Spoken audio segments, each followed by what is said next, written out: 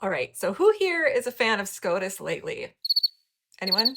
What most people don't realize is that the Supreme Court actually gave themselves absolute power back in 1803. And that's why Congress can make any law they want, but they only need one person to cry constitutional issue and the court can throw it out. Story starts in 1801. John Adams is president, but he's about to peace out, and Jefferson is taking his spot. Now, these two had a very turbulent bromance that was often off and on, and at that time, it was definitely off because Adams was a Federalist and Jefferson was a Dem Rep. That's right, the two parties divided today used to be in a committed relationship. Kind of makes sense why this country is behaving like some kind of messy divorce. Anyways, Adams was freaking out because the Federalist Party was collapsing and he knew it. But he wanted to make sure that they still had a say even after he was gone. So in his last weeks, he calls up Congress to reform the Judicial Act. And in the simplest of terms, he gerrymandered the entire system so Federalists would have more power and say, especially over commercial matters. He changed the Supreme Court to 6-5 so Jefferson couldn't appoint a new justice, and then he added a crap ton of judges across the circuits. I mean, the courts are supposed to be impartial, right? Hamilton claimed this to be true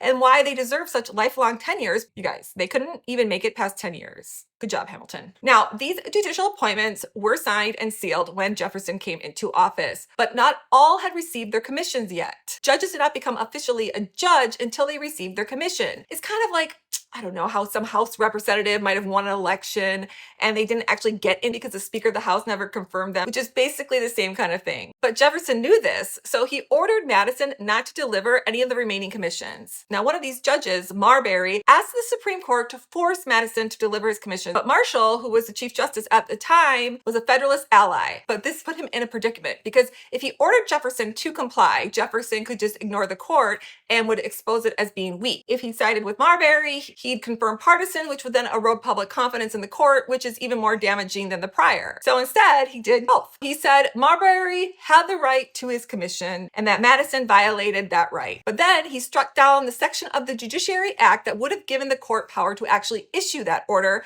by claiming that that was unconstitutional due to jurisdiction. But when he did that, he vested power that the judiciary was never granted through the Constitution. He gave the court absolute power to invalidate any law that created some kind of constitutional crisis. And there's no power that can overturn it other than the court itself or a constitutional amendment. But this is the reason why it does not matter what law Congress creates, because you can always find something in the Constitution that will contradict it. When he did that, he collapsed the separation of power, destroyed any checks and balances, but the courts have no power to enforce their orders. Why is this a problem? And what does that mean for the country? Make sure you follow and stay tuned because that's what I'm going to be covering next.